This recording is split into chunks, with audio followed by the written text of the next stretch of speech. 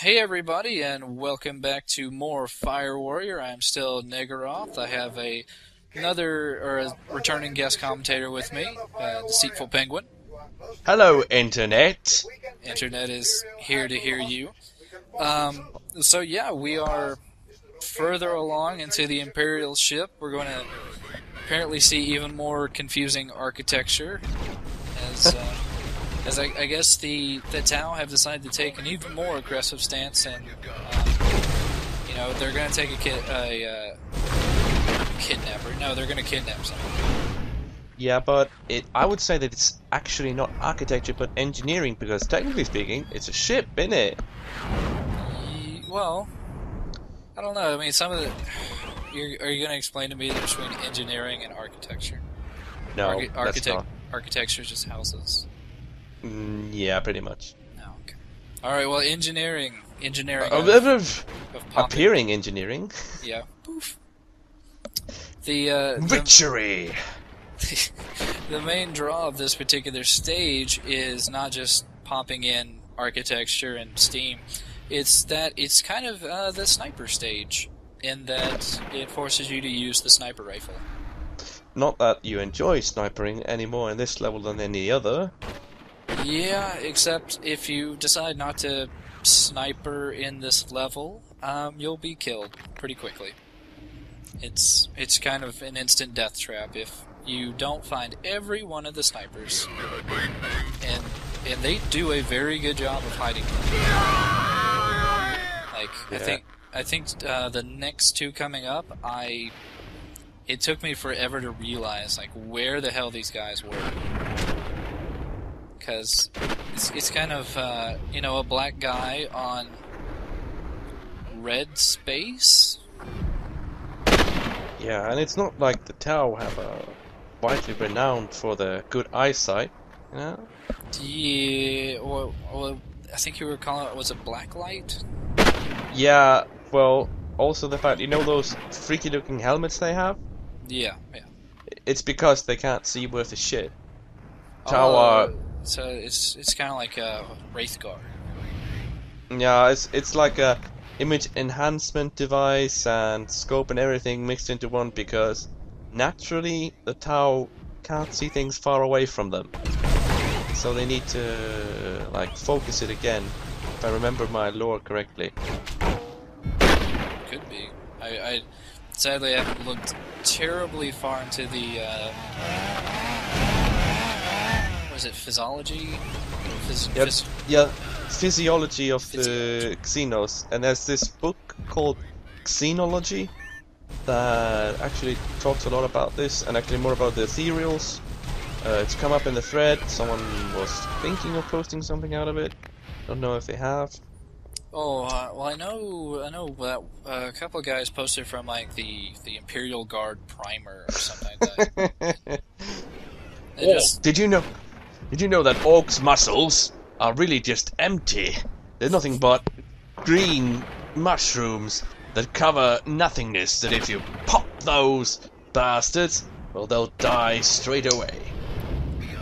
It's vaguely true, they are mushrooms.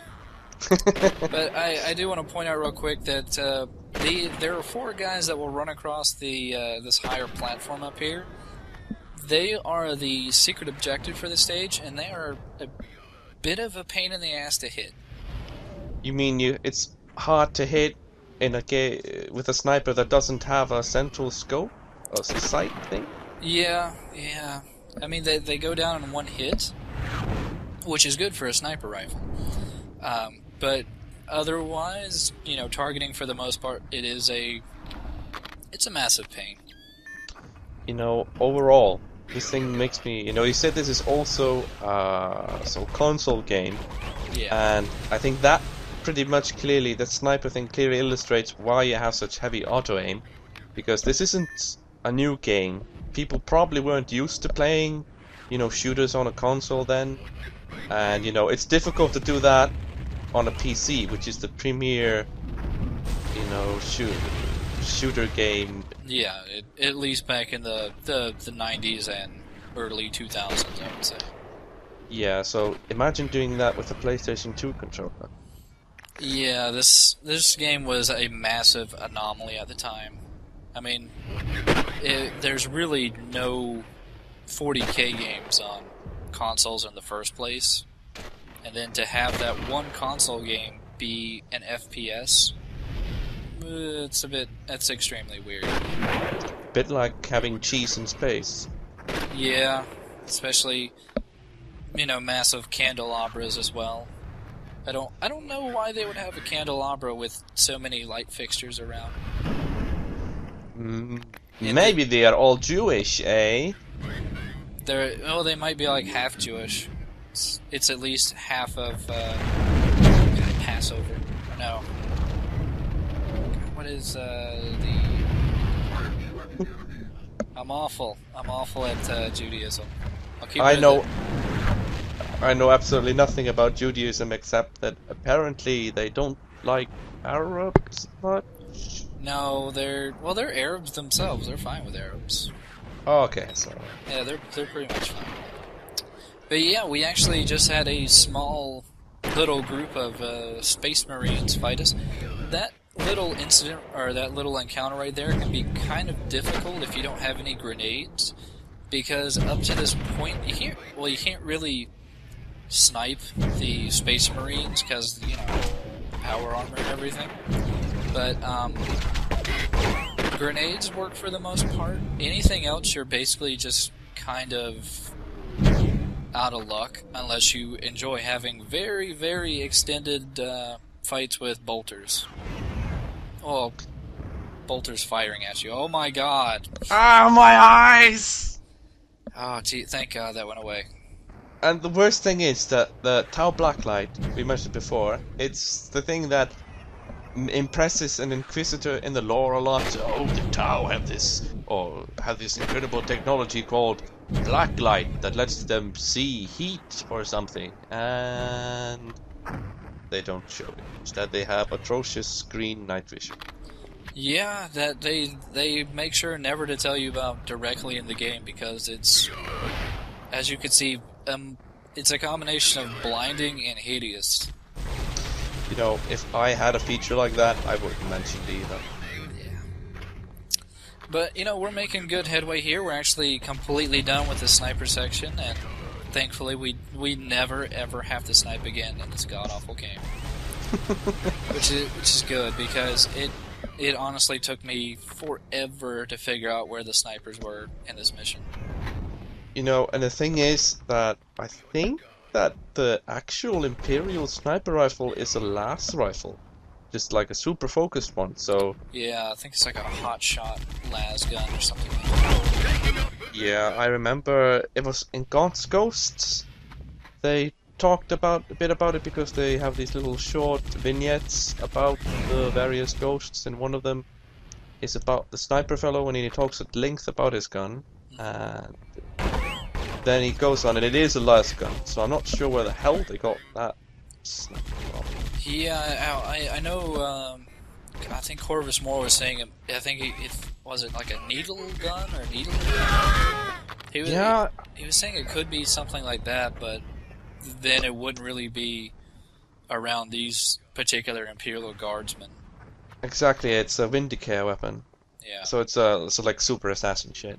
Yeah. But well, they just leave super assassin shit laying around. Well, they have plasma guns as common weapons, which is something that's like between finding a new pyramid and a tank. Yeah, well, especially later on in the game, the plasma gun kind of becomes like a very common secondary weapon. Like, everyone and their mother has a plasma gun suddenly. The funny thing about the Imperial plasma gun and the weapon you're using now, the carbine, is that really it's just an inferior version of that. And that Inquisitor, I'm fairly certain, I have no idea what that is, but I'm going to guess this one is got from the sword, like the Tanith knife. That'll explain why you had both the chainsword and the secondary knife thing. Yeah, you were saying the secondary knife was more for kind of stealth killing.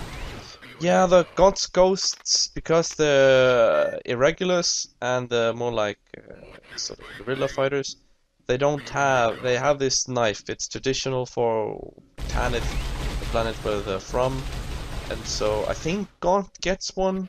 Don't remember where. Probably from one of his dead troopers. It's mentioned as a sign of respect. So that makes sense.